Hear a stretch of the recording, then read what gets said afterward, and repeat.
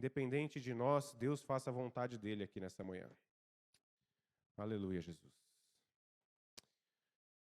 Obrigado, Senhor. Pai, nós te agradecemos por essa manhã, por esse privilégio, Senhor, que nós temos de te adorar, de te louvar, de engrandecer o seu nome, Senhor. Nós queremos que o Senhor tire de nós tudo aquilo que é contrário à sua vontade, tira dos nossos pensamentos, da nossa mente, Senhor, todas as preocupações, tudo aquilo, Senhor, que tem roubado a nossa paz, que em nome de Jesus fique da porta para fora, Senhor. Que aqui nós possamos ter o nosso espírito conectado ao Espírito do Senhor, que nós possamos ter os nossos olhos, nossos ouvidos, a nossa mente cativa ao Senhor. Faça-nos sensíveis essa manhã, Senhor, para a sua palavra, para a sua presença, que nós possamos sair daqui transformados, modificados, mudados pela sua presença, pela sua palavra, Senhor. Que nós possamos de fato compreender aquilo que o Senhor quer para as nossas vidas. Que nada que for ministrado aqui, Senhor, saia da boca de homens, mas que venha, Senhor, direto do trono dos céus. Espírito Santo, damos liberdade para o Senhor. Damos liberdade para o Senhor nessa manhã para que seja feita a sua vontade e não e jamais a nossa vontade, Senhor, em nome de Jesus. Aleluia. Glória a Deus. Meus irmãos, eu tinha preparado uma palavra para trazer para vocês, daquele tipo de palavra que quem já me viu pregando conhece, sabe que eu gosto, de trazer muita informação, muita história, muita revelação da palavra. Só que, orando antes de preparar a palavra, o Espírito Santo me falou que domingo passado foi pregada uma palavra aqui, o pastor William trouxe uma palavra aqui, que foi "Eu decido não voltar atrás". Quantos estavam aqui domingo passado? E nós recebemos muitos testemunhos de que uma palavra foi muito impactante, vidas foram transformadas aqui neste lugar. Então o que o Espírito Santo me falou é que há ainda pessoas que precisam de um pouco mais dessa mesma comida. Então eu tinha preparado uma palavra, o Espírito Santo me fez mudar essa palavra, e eu vou trazer aqui, não uma continuação, mas talvez um complemento da palavra que o pastor William trouxe. Então a gente vai falar um pouco aqui sobre não voltar atrás, sobre as promessas de Deus, sobre aquilo que Ele tem para nós. E eu queria pedir para você já abrir comigo aí no livro de 1 Pedro, no capítulo 1. A gente vai acelerar um pouquinho, porque a palavra ela é bem comprida, bem completa. Então, para a gente não perder nem um pouco de tempo aqui.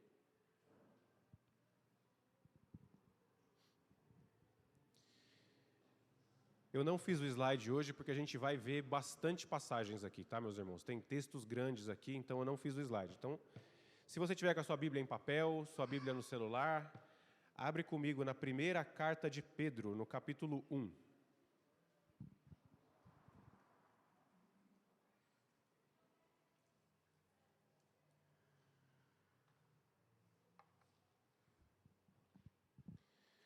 Primeira carta de Pedro, ela está quase lá no final da Bíblia.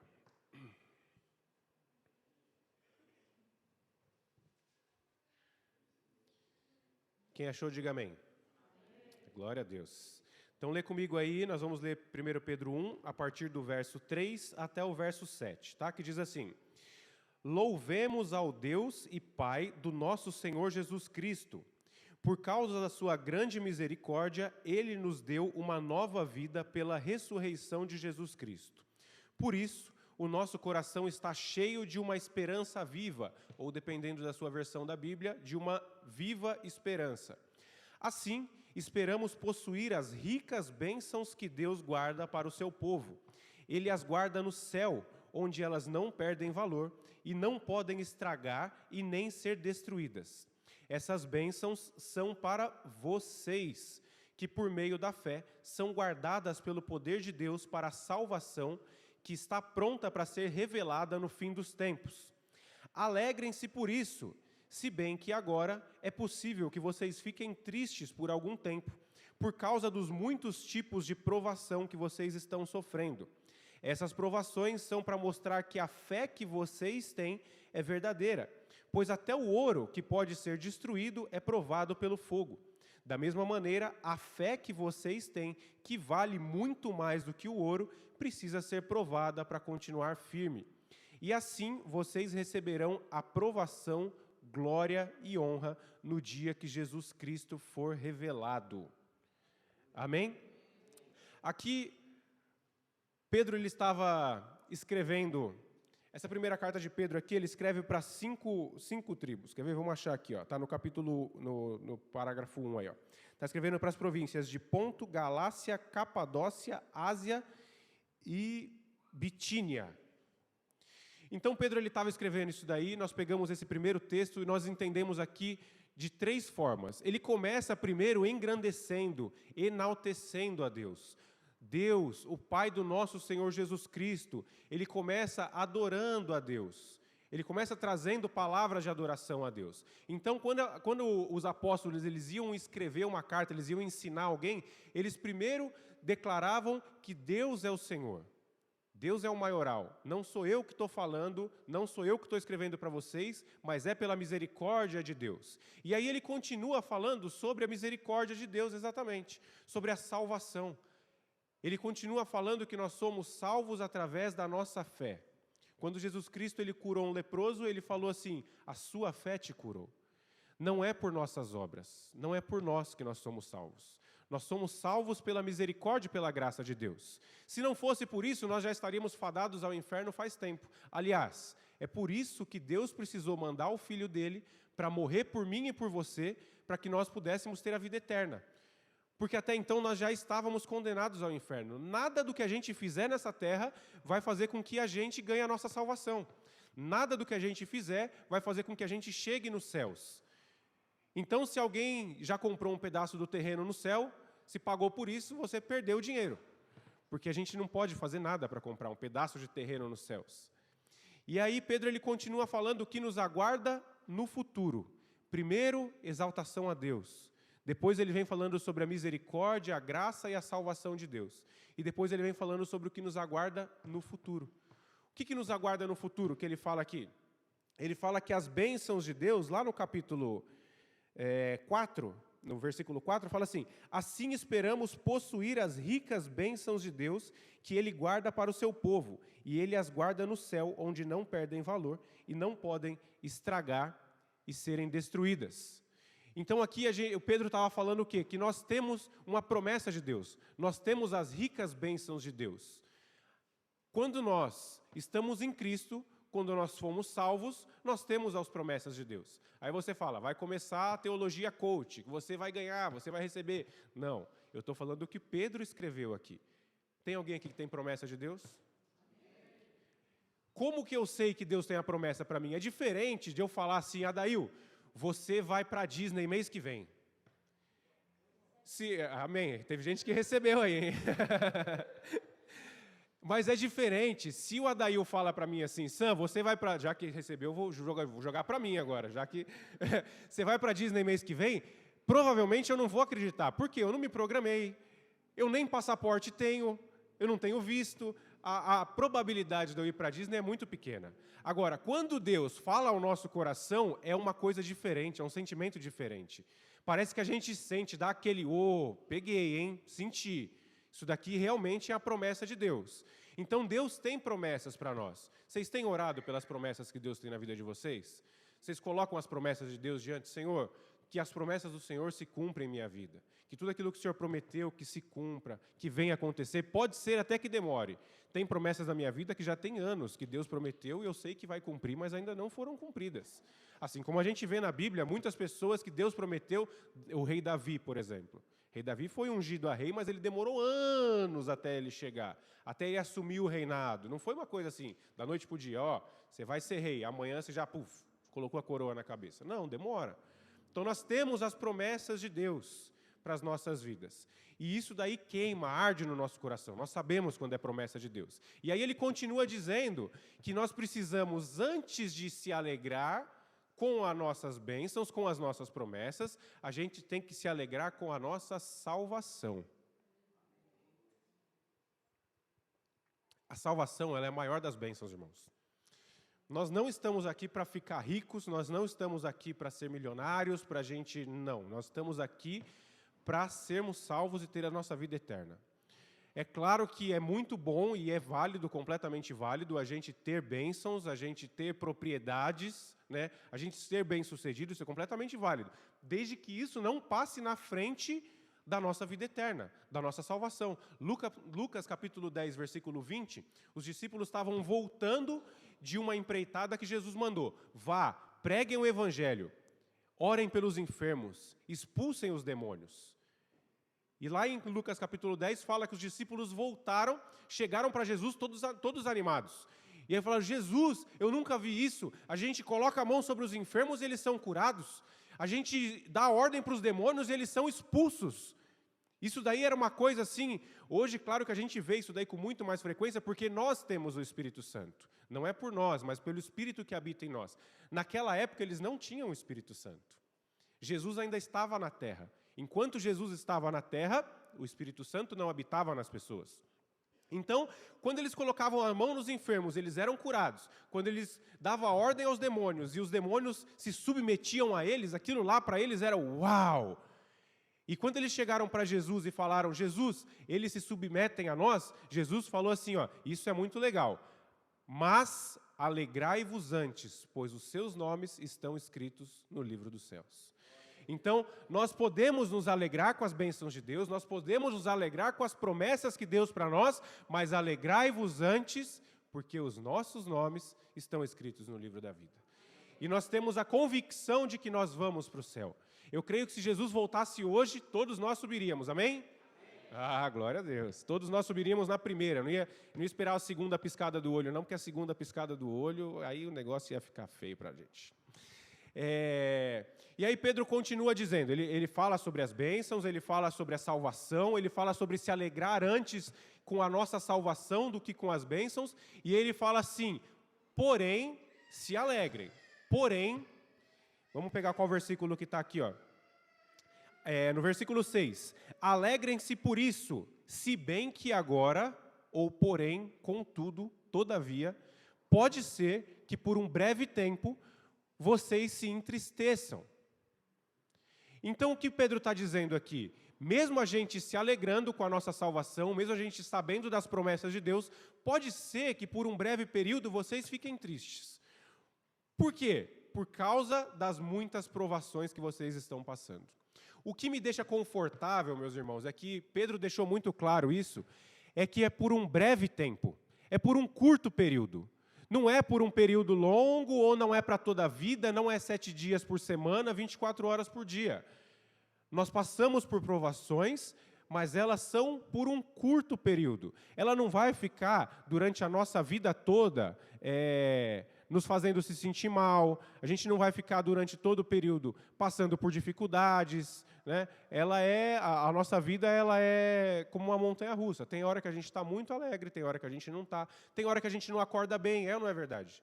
Tem dia que a gente acorda aqui só pela misericórdia, fala, hoje era o dia que eu não devia nem ter acordado, devia ter ficado em casa, devia ter ficado trancado em casa porque está tudo dando errado. Então a nossa vida ela tem muito desses altos e baixos. E aí Pedro ele fala que são muitas as provações. Não é uma, não é duas, não é só uma que você vai passar pela vida, mas são muitas provações que nós passamos. E ele fala que isso daí é para quê? Para fortalecer a nossa fé. Nós precisamos de fé para passar por tudo isso daí. Na ministração de domingo passado, o William deixou isso daí muito claro, foi uma palavra muito direcionada a isso, que sem a nossa fé nós não conseguimos chegar a lugar nenhum. Nós não vamos conseguir passar pelas dificuldades.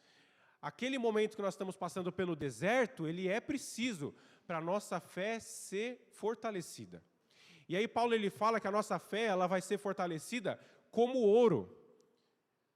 Ela vai ser forjada como ouro. A nossa fé ela é muito mais valiosa do que o ouro. Não tem nada mais valioso do que a nossa fé. Porque a fé é o firme fundamento das coisas que não se veem, mas que nós esperamos.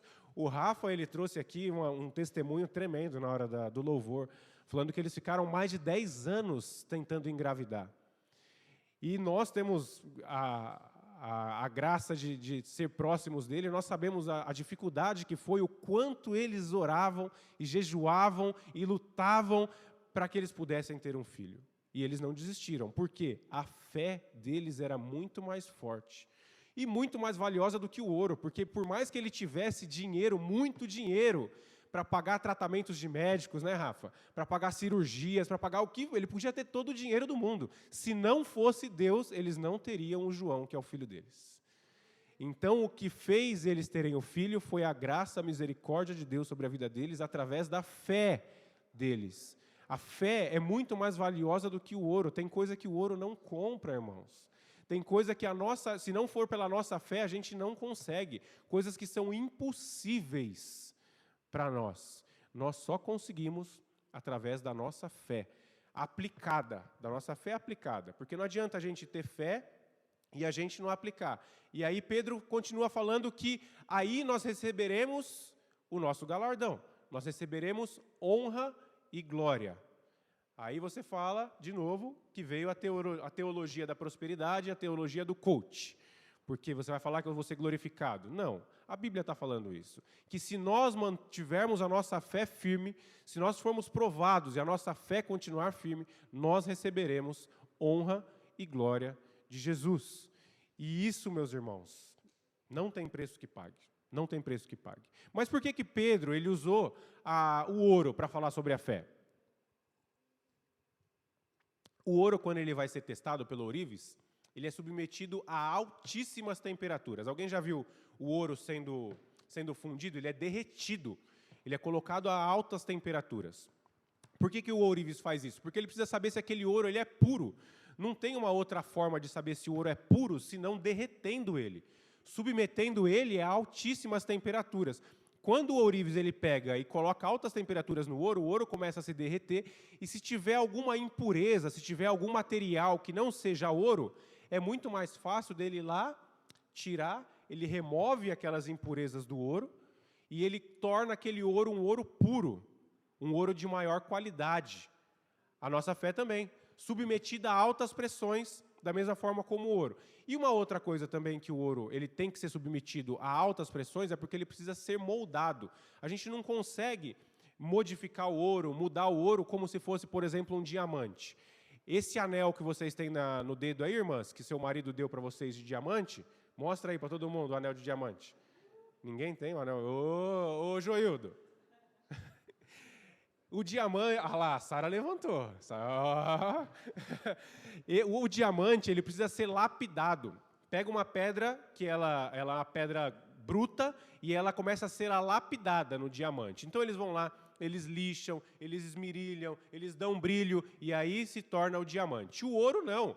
Você não pega uma pipita de ouro grande e começa a lixar ela, começa a lapidar ela, para que ela se torne, por exemplo, um anel. Não. Você derrete o anel, derrete o ouro, coloca sobre altas pressões, e aí ele se torna uma aliança, ele se torna um brinco, ele se torna um pingente. Essa aliança de ouro que vocês estão no dedo aí foi feita assim. A aliança vocês têm, né? Amém? Ah. E é dessa forma que é feito. Então, o ouro ele é submetido a várias temperaturas para ser testado primeiro ou para ele ser lapidado, né? E a nossa fé também, da mesma forma, ela passa por altas temperaturas para que a gente seja lapidado ou para que a gente seja testado. Pedro mesmo falou isso daqui em um dos versículos, vamos ver onde que está. Versículos... Provações está... 7. Cadê? Da mesma maneira, a fé que vocês têm vale muito mais do que o ouro, que precisa ser provado, assim vocês receberão... É isso aí, nesse versículo aí. Eu estou sem óculos, não estou enxergando direito a Bíblia. Mas ela fala que a nossa fé vai ser provada, ela vai ser testada para que ela fique o quê? Mais firme. Para que a gente tenha uma fé muito mais firme. Eu não acredito, meus irmãos, quantos aqui já ouviram dizer, Deus precisa testar a nossa fé para saber quem nós somos? Eu não acredito muito nisso porque Deus ele é um Deus onisciente. Ele conhece tudo, ele me conhece muito mais do que eu mesmo. Ele já sabe o que eu vou fazer, ele já sabe que eu vou errar, ele sabe que eu sou falho, né? Então, eu acho que, na verdade, a nossa fé ela é testada para que nós mesmos nos conheçamos melhor. Para que a gente saiba qual é o nosso limite. Porque quantas vezes você não estava no seu limite, você já não tinha mais forças, e aí você vai lá e ora, e é nesse momento que Deus fala com você. É nos momentos de aflições que Deus vai lá e trata o nosso coração. É nesses momentos que pelo menos eu particularmente fui assim, que eu tive muito mais intimidade e proximidade com Deus. Era no momento que eu estava no fogo. Era no momento que eu estava passando por dificuldades, era no momento que eu estava sendo provado, que eu estava no deserto, E aí eu clamava a Deus e era naquele momento que eu sentia a presença de Deus. Porque quando está tudo bem, está tudo bem. Quando você não está passando por dificuldade nenhuma, está tudo bem. Ah, meu emprego está bom, minha saúde está boa, minha família está boa, não tem ninguém doente, está tudo certo. Você ora, mas você não tem aquela proximidade com Deus. Agora, quando você passa por dificuldades, isso é natural, meus irmãos, é da nossa natureza. Quando a gente passa por dificuldades, é muito mais fácil a gente se aproximar e se aprofundar de Deus. A gente ora com muito mais intensidade do que quando a gente está com as coisas bem. E aí, quando a gente passa por provas, quando a gente passa por dificuldades, eu creio que assim como o ouro, assim como Pedro falou, serve para duas coisas. Primeiro, para expor as nossas fraquezas, expor as nossas impurezas. Quando a gente passa por provas, tem muitas coisas em nós, na verdade, assim, grande parte do que a gente passa é por culpa nossa mesmo. Grande parte é por culpa nossa. Então, quando a gente está na prova, que a gente está na dificuldade, é para expor muitas impurezas nossas, para expor muitas dificuldades nossas, para que a gente seja tratado. E a segunda coisa é para que a gente também seja moldado. Eu, hoje, não sou a mesma pessoa que eu era 10 anos atrás, que eu era 15 anos atrás, por exemplo. Foram as dificuldades, foram as provações, foram o fogo que me fez chegar aonde eu estou hoje. Se eu sei que eu preciso orar e jejuar hoje, é porque lá atrás eu não orava e não jejuava, e eu passava muita dificuldade. E eu sei que hoje eu sou completamente dependente de Deus. Por quê? Porque eu passei muita dificuldade. Isso não quer dizer que hoje eu não passe. Aliás, se você é crente e está tudo bem na sua vida, é porque tem alguma coisa errada. Sempre tem alguma coisa que tem que testar a nossa fé, que faz a gente passar por dificuldades. Sempre tem alguma coisa. Só que a gente tem que tomar muito cuidado que quando a gente está na prova, quando a gente está no fogo, para a gente não ser moldado de uma forma errada. Se a gente não entender que é Deus que está no negócio, a gente pode ser moldado de uma forma errada. Porque o ouro, quando ele é derretido, você coloca ele em qualquer forma e ele pega aquela forma. Colocou na forma de um anel, ele pega um anel. Colocou na forma de um brinco, ele pega um brinco. Você deixou esparramado, quando ele secar, ele vai ficar naquela forma que ele está. Então, se nós estamos sendo colocados no fogo e nós não tivermos a consciência de que é Deus cuidando de tudo, a gente pode ser moldado errado. E aí a gente vai ser moldado com um caráter duvidoso, a gente vai ser moldado como uma pessoa rancorosa, vingativa, triste, deprimida. Porque as provações, elas deixam a gente para baixo. Então, se a gente não ficar esperto, pode ser que a gente fique mais triste, mais deprimido e tudo mais. Mas vamos exemplificar aqui com uma história de 3 pessoas. A Bíblia fala de 3 pessoas que chama Ananias, Misael e Azarias. Alguém conhece essas pessoas? É mais conhecidos como Sadraque, Mesaque e Abidnego. Quem mudou o nome dessas 3 pessoas para Sadraque, Mesaque e Abidnego foi o rei Nabucodonosor. Antes, eles tinham um nome, assim como outros personagens, a gente pega o próprio Pedro, era chamado Simão, foi trocado para Pedro. Paulo era chamado de Saulo, foi trocado para Paulo, né? Então, Ananias, Misael e Azarias foi trocado para Sadraque, Mesaque e Abidnego. Vocês já devem conhecer essa história, mas para a gente simplificar essa história, essas 3 pessoas, eles eram prisioneiros do rei Nabucodonosor. Só que eles eram muito inteligentes. E junto com Daniel, o profeta Daniel, eles foram colocados no palácio com cargos de confiança. Eles tinham uma patente dentro do palácio, porque eles eram pessoas muito inteligentes. E o rei Nabucodonosor, ele mandou fazer, em um determinado período da história, ele mandou fazer uma estátua para ele, uma estátua bem grande. E essa estátua foi colocada no centro da cidade. E o rei Nabucodonosor falou assim, que sempre que a trombeta, a corneta, os lírios, as harpas tocassem, as pessoas deveriam adorar aquela estátua, que era uma estátua dele próprio. E aí todo o povoado foi para o meio da cidade, quando colocaram essa estátua, e as cornetas tocaram. Todos começaram a se ajoelhar e adorar aquela estátua, menos Sadraque, Mesaque e Abidnego. Por quê? Eles eram fiéis ao Senhor. Eles tinham um relacionamento com Deus. Eles sabiam quem era Deus. Eles eram servos fiéis de Deus. Então, eles não adoraram aquela imagem. Só que já tinham pessoas que já estavam de olho neles, chegaram no rei e falaram assim, rei, Sadraque, Mesaque e Abidnego não adorou a sua imagem. Na hora, o rei mandou chamar eles na sala do rei Eles chegaram até lá e o rei falou assim: vocês não adoraram a minha imagem, eu vou dar uma segunda chance para vocês. Assim que a corneta tocar, vocês podem me adorar aqui mesmo, vocês podem adorar a imagem aqui mesmo. E eles falaram: sinto muito, não vou adorar. Não vou adorar essa imagem.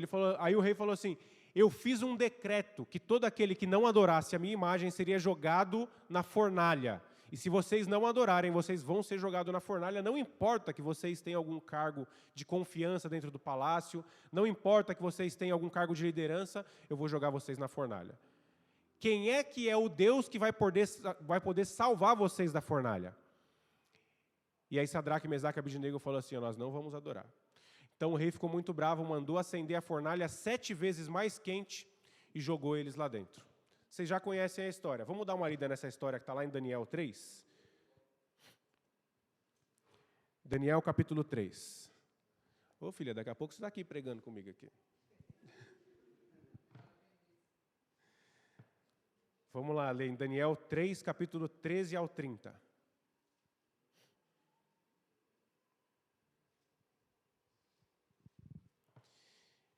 Enquanto vocês acham aí, eu vou lendo, tá?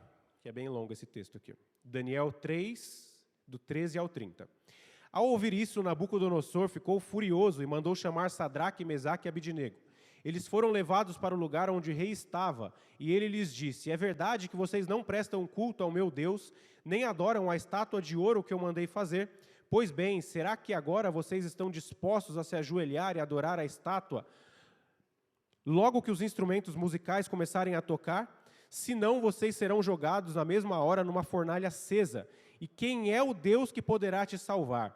Sadraque, Mesaque e Abidnego responderam assim: ó rei, nós não vamos nos defender. Pois se o nosso Deus, a quem adoramos, quiser, ele poderá nos salvar da fornalha e nos livrar do seu poder, ó rei. E mesmo que o nosso Deus não nos salve, o Senhor pode ficar sabendo que nós não prestaremos cultos ao seu Deus, nem adoraremos a estátua de ouro que o Senhor mandou fazer. Ao ouvir isso, Nabucodonosor ficou furioso com os 3 jovens e vermelho de raiva. Parece aqueles desenhos, né, que o desenho fica vermelho de raiva. Mandou que se esquentassem a fornalha 7 vezes mais do que de costume. Depois, mandou que os seus soldados mais fortes amarrassem Sadraque, Mesaque e Abidnego e jogassem na fornalha. Voltando aqui, ó. Prestem atenção a partir dessa parte aqui, ó. Depois mandou que seus soldados mais fortes amarrassem Sadraque, Mesaque e Abidnego e jogassem na fornalha. Os 3 jovens, completamente vestidos com seus mantos, capas, chapéus e todas as roupas, foram amarrados e jogados na fornalha. A ordem do rei tinha sido cumprida, e a fornalha estava mais quente do que nunca. Por isso, as labaredas mataram os soldados que os jogaram lá dentro. E, amarrados, Sadraque, Mesaque e Abidnego caíram na fornalha.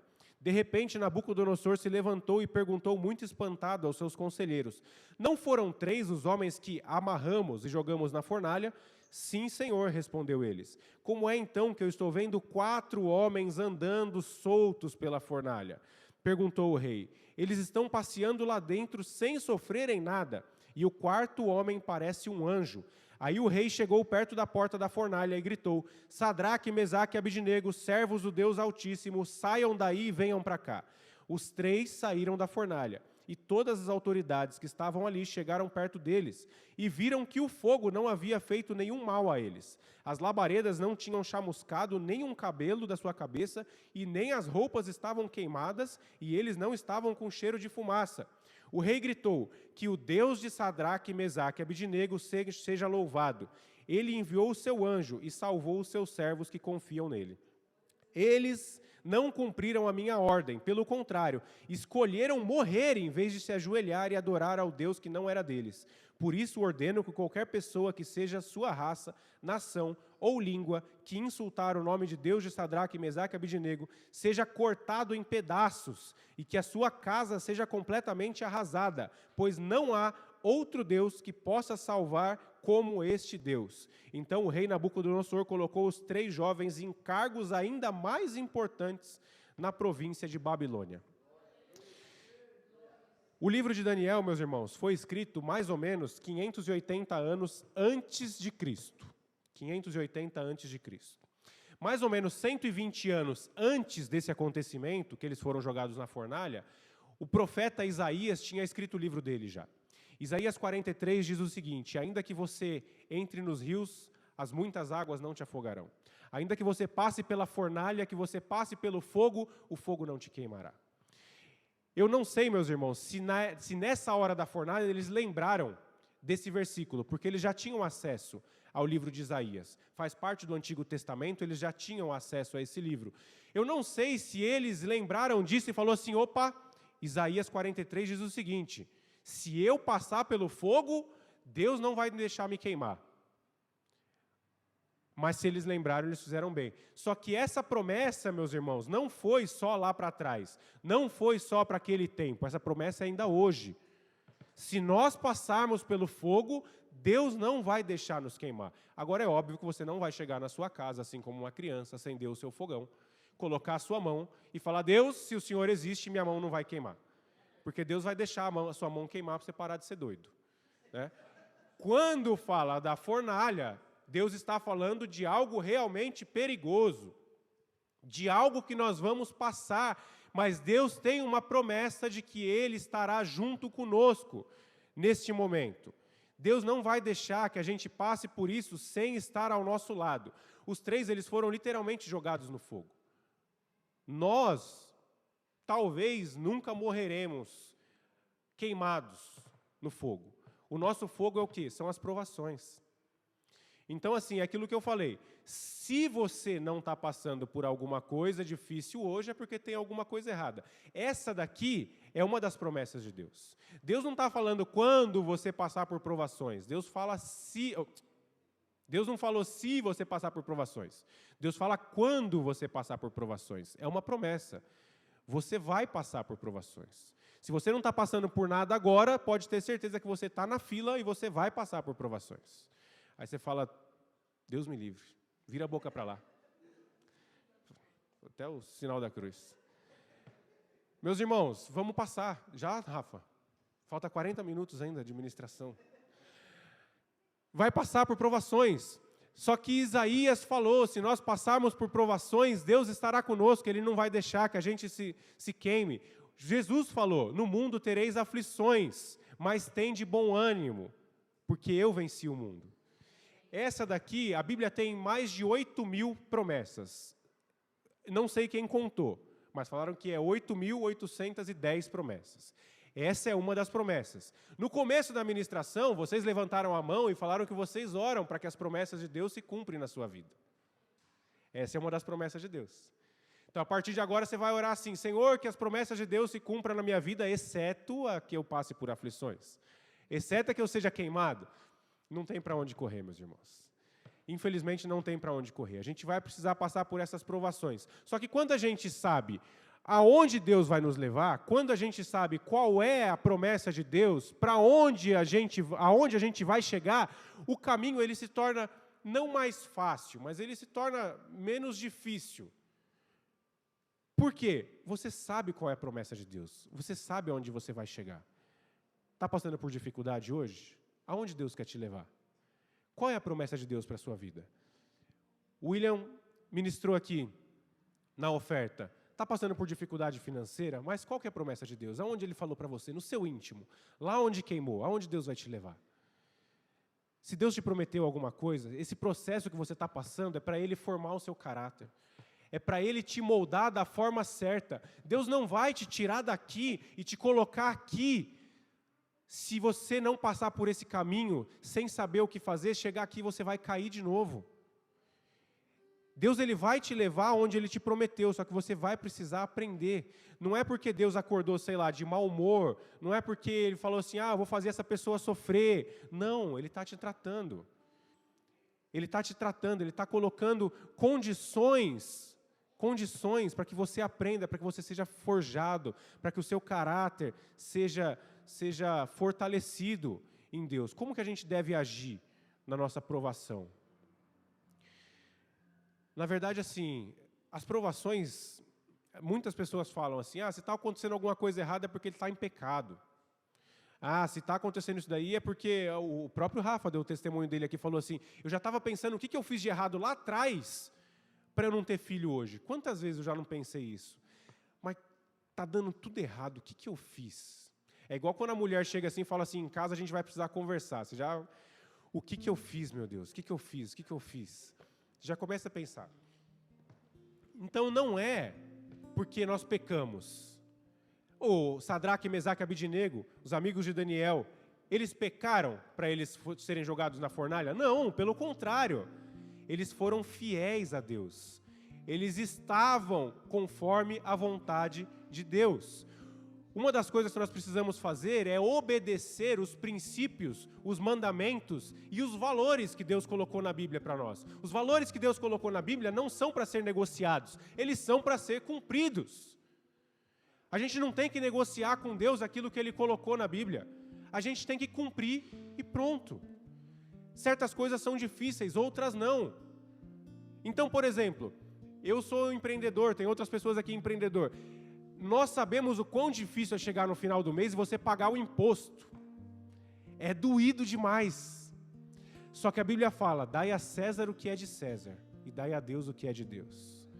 Talvez eu vá lá sonegar meu imposto. Toda vez que eu vou pagar o imposto, eu falo assim, eu estou pagando a parcela do meu apartamento, Senhor, mas eu vou pagar. Talvez se eu sonegasse, muitas coisas do que eu tenho hoje, eu não teria. Por quê? Eu estaria barganhando valores de Deus. Eu estaria negociando com Deus aquilo que Ele colocou. Se você estuda ainda, você fala assim, na hora da prova eu vou colar. Não está certo isso, meus irmãos. Você pode até passar, mas tanta coisa vai acontecer. Por quê? Deus estabeleceu valores, Deus estabeleceu princípios, nós não podemos negociar isso daí. Quando nós obedecemos os princípios e valores de Deus, nós desfrutamos da presença dEle. Sadraque, Mesaque e Abidnego não se curvaram à estátua. Eles não se curvaram ao rei e eles não adoraram outros deuses. Eles foram jogados na fornalha. Quando o rei Nabucodonosor levantou e falou assim, não foram 3 que nós jogamos? Foram. Por que eu estou vendo 4? Quem era o quarto? Era Jesus caminhando com eles, irmãos. Quando a gente é jogado na fornalha, quando a gente passa por provações, quando a gente obedece os mandamentos de Deus, não negocia valores, Deus está do nosso lado. Ele anda com a gente e as pessoas podem perceber isso. Porque tudo passa a dar certo e as pessoas vão falar assim, como é que essa pessoa conseguiu isso? Passou por toda essa dificuldade e ainda assim conseguiu isso. Alguma coisa tem aí. É Deus andando com a gente, meus irmãos. A gente tem essa promessa. Hebreus capítulo 11, verso 34 diz assim, pela fé, a força do fogo foi apagado. O fogo não foi apagado quando eles foram jogados lá. Tanto que fala que os soldados que jogaram eles morreram. Só de abrir a fornalha, de tão quente que estava. O fogo não foi apagado. O que foi apagado foi a força do fogo.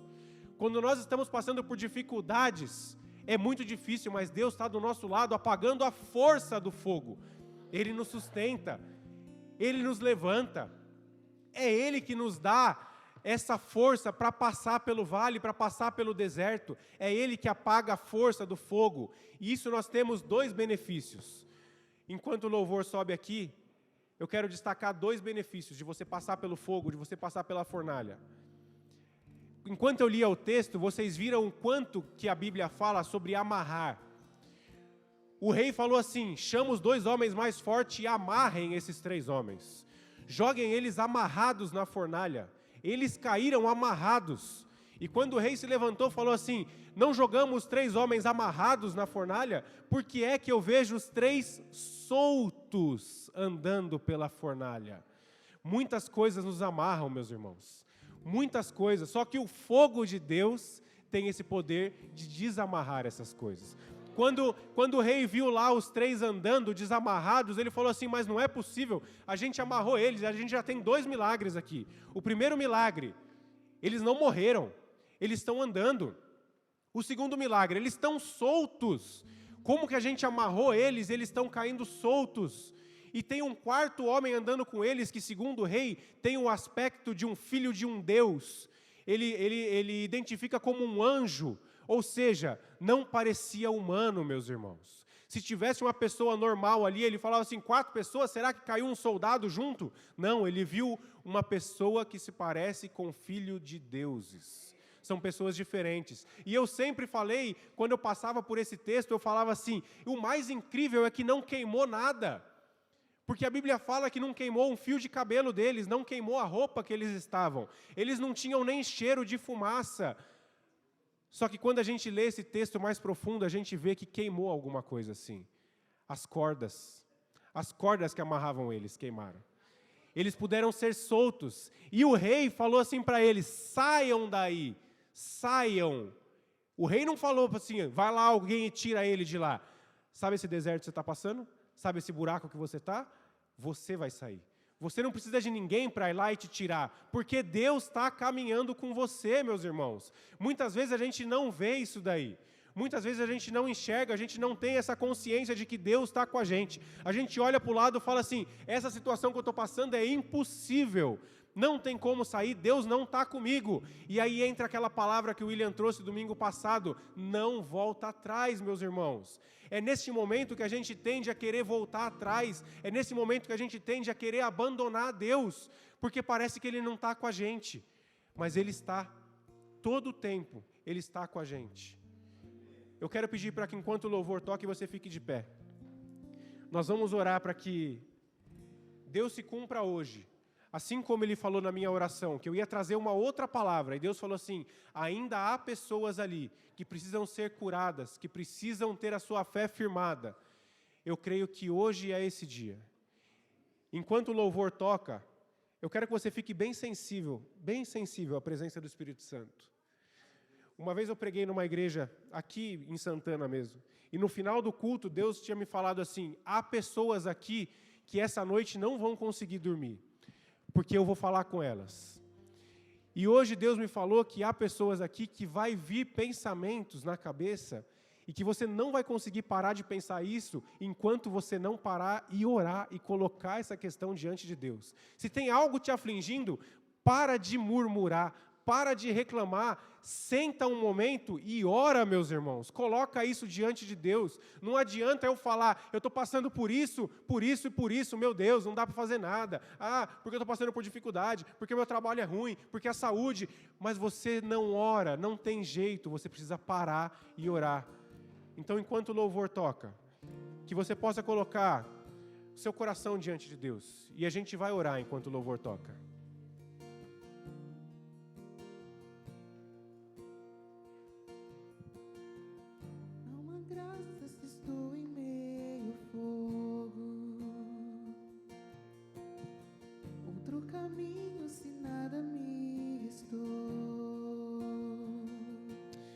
Se você ora em línguas, comece a orar em línguas nesse momento. Comece a conectar o seu espírito ao Espírito de Deus.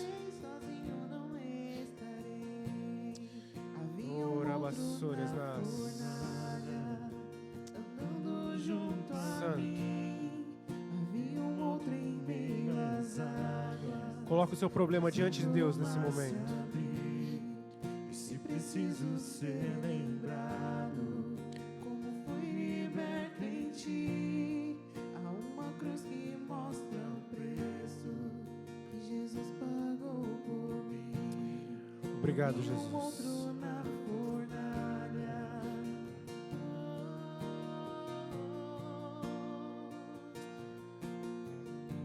Obrigado, Jesus. Obrigado pela sua presença, Pai, nessa manhã. Obrigado pelo seu toque, Espírito Santo. Obrigado porque nós sabemos que o Senhor tem cuidado de tudo. Senhor, enquanto nós estivermos passando por dificuldade, enquanto nós estivermos passando por provações, Senhor, enquanto nossa fé estiver sendo testada, assim como o Senhor testa o fogo, que o Espírito do Senhor não se aparte de nós, Senhor. Que o Senhor possa estar a todo tempo ao nosso lado, que o Senhor possa nos dar o discernimento, Senhor, de que é o Senhor nos moldando.